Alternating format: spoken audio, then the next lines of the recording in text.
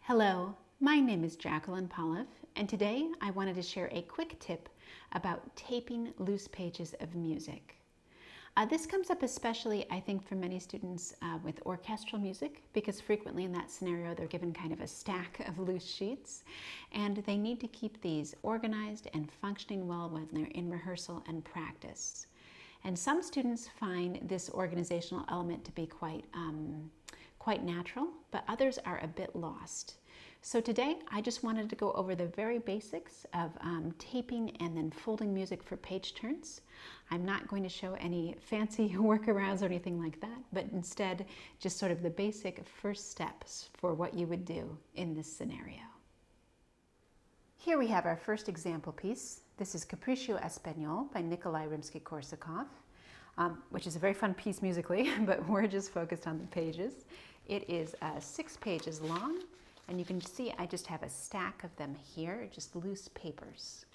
And so the most standard thing to do in this scenario is to just lay out the 2 pages, the first 2 pages, side by side, and leave a little tiny gap between them so that you can fold them, and then add a couple of pieces of tape. So it's really quite basic, and then we'll just keep doing that between the subsequent pages. I mean, people have different preferences, of course, for what they do with their loose pages.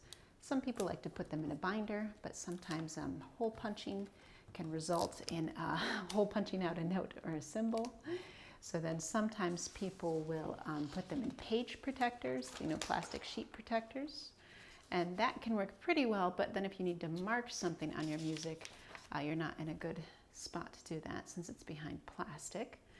So I think this taping method is by far the most common among musicians.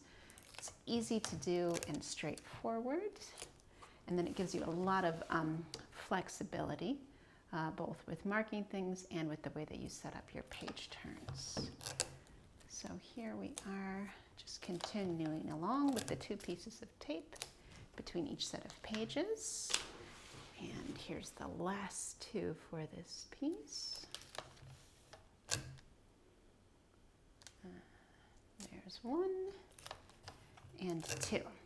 So then at this point, we just have a long strand of pages, but the great thing is that we can fold them. It's kind of like an accordion. So we'll take this first page here and flip it in. Then for the next 2, we'll fold back behind, and then we'll flip in again, and back behind, and in again. So then your pages can fold up really neatly into this nice little book. And best of all, when you set it up on your stand, you have a great 2-page spread, which is what music stands are designed for. And when you come to the bottom of your page, you can just very easily flip over another 2-page spread, and then the same thing one more time for pages 5 and 6. So that is a very common and straightforward way to tape loose pages. As our other example today, we have Symphonie Fantastique by Hector Berlioz.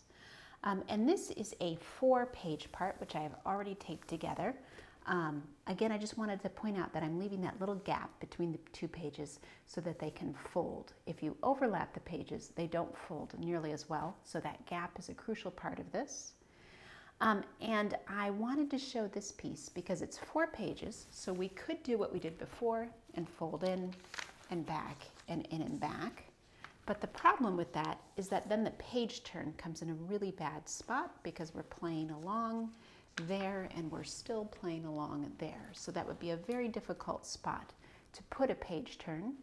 But frequently the composers and editors of the music have given this thought, especially in orchestral music where you have a lot of rests. A lot of times they'll try to set up the page turns to be on rests.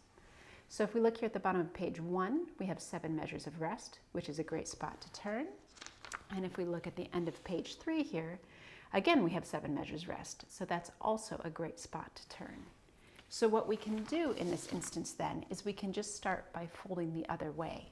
Rather than folding the first page in, I'm going to fold it back behind, and then I'll keep up the accordion. So this one will go in, and this one will go back behind.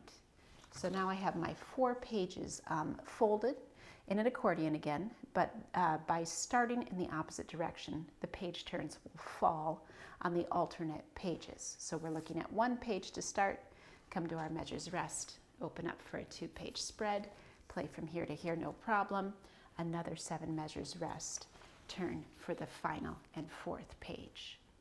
So anytime that I'm taping pages, I'm always thinking about which way I want to fold so that I can really set up my page turns well like that. And I look at the music and examine when there's rests or a spot where the left hand has a rest, something that will make it easily able to turn. So I hope this video covering some basics of taping pages and page turns has given you some ideas and been helpful.